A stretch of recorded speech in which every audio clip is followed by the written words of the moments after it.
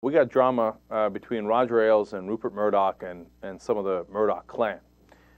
Curious story about what a genius Roger Ailes is in the New York Times. And that makes sense to me as a substantive story. If I'm the New York Times, I would write that story too, because Roger Ailes is a genius. Keep it real.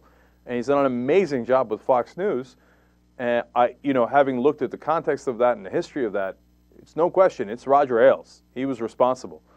For better or for worse, he was responsible. And it is enormously profitable. $700 million that Fox News made, earned in annual profit, okay? That's a giant number, man. Annual profit of $700 million.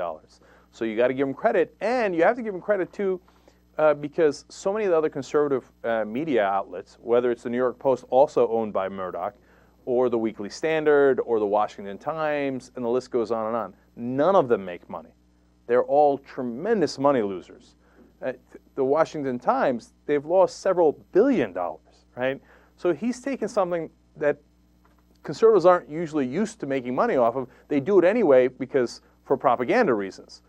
Some of the wealthiest people in America support those conservative outlets because they want to pay less taxes, and they're going to save so much money in taxes that they're willing to pay for that propaganda.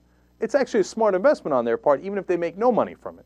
But in Fox News' case, it's a gold mine because they make money off of it, and it serves their propaganda purposes. Now, the only problem is, apparently, that makes some people inside of News Corp and inside the Murdoch family a little jealous. Now, why was I curious about the story in the first place if I thought it's a perfectly logical story? Well, I'm curious about it because I think Roger Ailes doesn't normally talk to the press. Why did he go and do this whole story unless he's in a little bit of trouble at Fox and he wants to advertise his wares? To say to other people, well, if I made Fox News $700 million a year, maybe I could make you that much amount of money. And once he puts himself out there like that, the other Murdoch people get even more pissed. So let me give you an example, a quote here. This is the 41-year-old, the daughter is 41 years old, and her husband is Matthew Freud, okay, so the son-in-law of Murdoch, okay. This is what he said about Roger Ailes. I am by no means alone within the family or the company in being ashamed and sickened by Roger Ailes' horrendous and sustained disregard of journalistic standards. Now, that's great, and that's absolutely true, but you have to understand, that's how your father-in-law made the money in the first place. It wasn't about journalistic standards. It was about putting out conservative propaganda and getting that conservative niche in the country to all watch that station. Now, if you care about making money, it was actually kind of a smart move.